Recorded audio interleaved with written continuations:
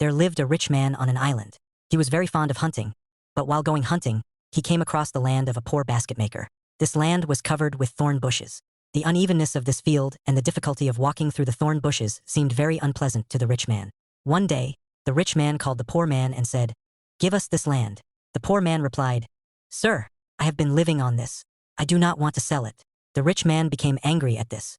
First, he beat the poor man badly. Then he set fire to all the thorn bushes growing on the land and burned them, on which the poor man went to the king crying. The king called the rich man and asked him how he was, and the rich man replied, "Indeed, I have beaten this humble man and burned his field because he did not obey my orders."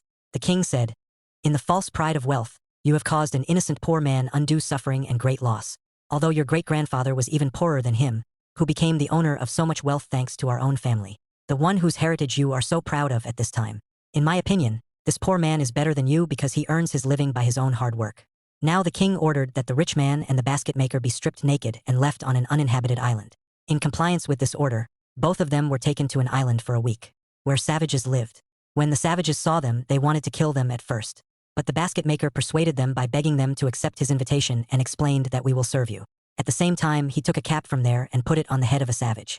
The savages were so pleased with this crown that they started to have a crowd of them at his place all the time to make caps. But the naked rich man was so angry that because he could not make caps, they beat him until he was unconscious. Finally, the rich man got fed up and said to the hat maker, "If you save me from these savages, I will give you half of my property as soon as I reach home." Hearing this, the poor cart owner made signs to the savages that "This is my helper.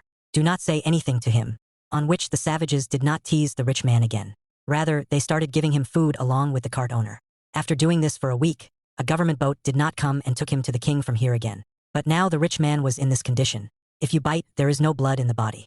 The king heard the whole story and said to the rich man, "You have seen how unstable the palace of wealth is and how foolish and incompetent is the one who is proud of it.